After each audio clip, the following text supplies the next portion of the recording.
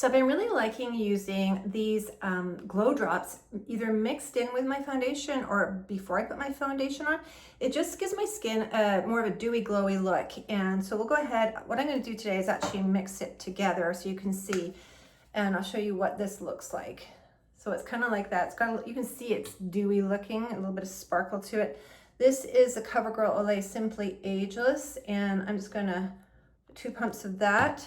Then I'm just going to mix it together, and then I'm just going to start dabbing it on my face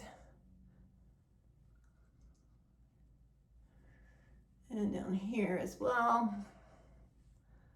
Let's get my hair off my face a little bit, but I really like it. I just find I don't like a matte look, so even if I have something that is matte, I'm just going to take a little bit, put a little bit too much on my brush here, then it just takes the matte down and gives me that dewy look that I just think it's better for looking more anti-aging kind of look to your skin. You want to look more glowy and dewy versus matte. So I actually have a couple of matte serums that I will mix it in with, and it just looks great. So gives you a nice finish.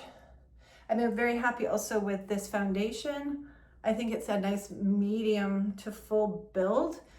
As you can see, I've just done one quick coat, but you could add more or less, whatever you like, and it really just blends in really well with my skin and matches it.